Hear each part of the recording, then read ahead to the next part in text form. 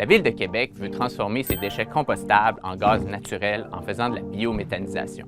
La biométhanisation, c'est le processus par lequel on génère du méthane à l'aide de matières organiques. Dans ce cas-ci, les boues municipales et les déchets de table.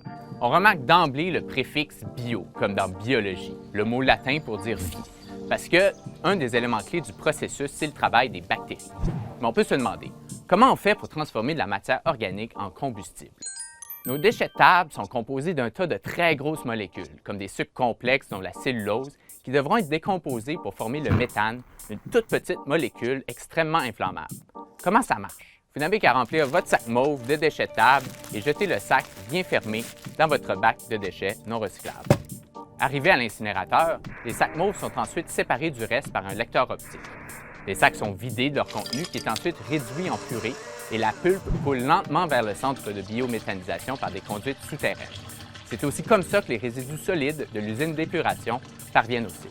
Dans un premier réservoir, on mélange les boues municipales avec les déchets de table réduits en purée. C'est vraiment important que le réservoir soit bien étanche à l'air pour que les bonnes réactions aient lieu.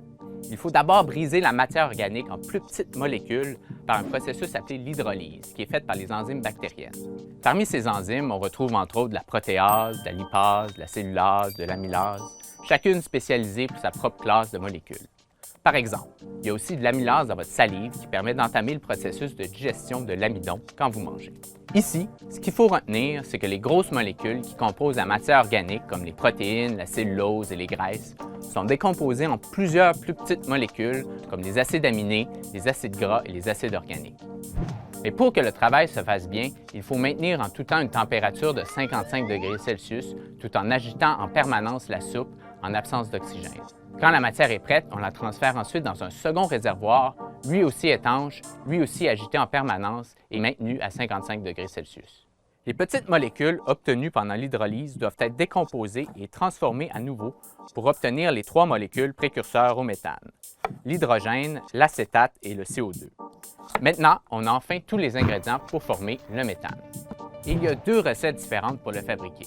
Certaines bactéries vont transformer le CO2 et l'hydrogène pour former du méthane avec de l'eau comme résidu, et d'autres bactéries vont s'attaquer à l'acétate pour en tirer le méthane avec du CO2 comme résidu. Dans le digesteur, la pression est maintenue à un niveau exceptionnellement bas, 3 kPa.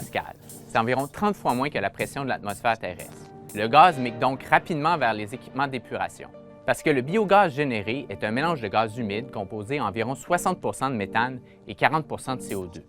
Les équipements d'épuration servent donc à retirer le CO2 pour répondre aux standards de qualité d'Énergir. Un lot de déchets passera environ 15 jours dans les réservoirs.